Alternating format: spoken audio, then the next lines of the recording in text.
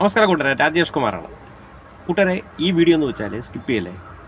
നിങ്ങൾ ആൾ ദൈവങ്ങളിൽ വിശ്വസിക്കുന്നുണ്ടോ? ആൾ ദൈവങ്ങൾക്ക് പവറുണ്ടോ? ഇപ്പോൾ ഒരുപാട് ആൾ ദൈവങ്ങളുണ്ട്.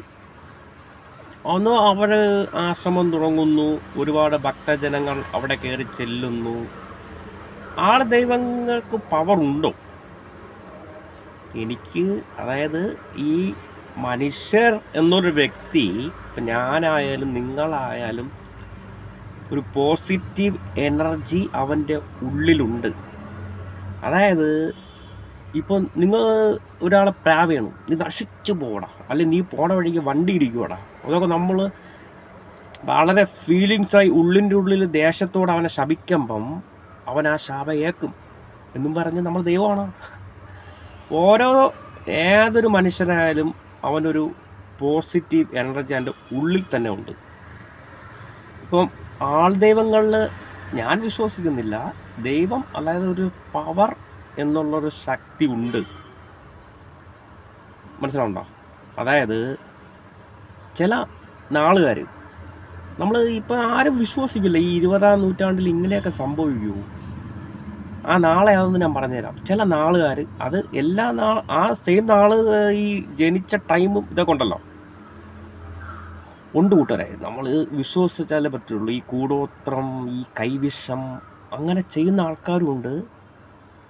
പക്ഷേ നമ്മൾ നശിക്കണം എന്നൊരു ചിന്തയിൽ ഇങ്ങനെ ചെയ്യുന്ന കുറേ ആൾക്കാരുണ്ട്. ഞാൻ അനുഭവസ്ഥനാണ്.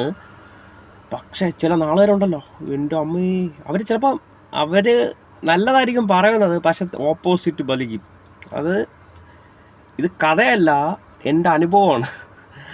ഒരു പയ്യൻ, അവൻ്റെ നാളെ ഞാൻ ലാസ്റ്റ് പറയാമേ. അതായത് അവൻ എന്ത് പറഞ്ഞാലും ഓപ്പോസിറ്റ് ബലിക്കും. അത് ഞാൻ ആദ്യം വിശ്വസിച്ചില്ല. ഞാൻ പറഞ്ഞത് നിങ്ങൾ ചുമ്മാ കള്ളം പറയല്ലേ, നിനക്ക് അനുഭവം വരുമ്പോൾ നീ പഠിക്കും. അങ്ങനെ ഞാനിങ്ങനെ എന്താപ്പം എൻ്റെ ഒരു ഫ്രണ്ട് ഒരു ഐഫോൺ വാങ്ങിച്ചു. അപ്പം ഇവൻ കാണുകയാണ്, അണ്ണാ നല്ല സൂപ്പർ ഫോണല്ല, സ്ക്രാച്ചൊന്നും വരാതെ നോക്കിക്കോണേ. ശരി, അങ്ങനെ പറഞ്ഞിട്ട് അവൻ പോയി. ആ പോക്കറ്റിൽ നിന്ന് എടുത്ത് ആ ഫോണ് തറയിൽ വീണ് ഗ്ലാസ് പൊട്ടിപ്പോയി. അത് ഞാൻ അവന് സ്വാഭാവികം. അത് കഴിഞ്ഞിട്ട് അന്ന് നല്ല മഴയും കാറ്റൊക്കെ ഇരുന്നേ. അപ്പം അടുത്തുള്ള മരങ്ങളൊക്കെ ഒടിഞ്ഞു വീണ്. അപ്പോൾ ഞാൻ ഇവനെയും കൊണ്ട് ഒരു സാധനം വാങ്ങിക്കാൻ വേണ്ടി പോവുകയാണ്.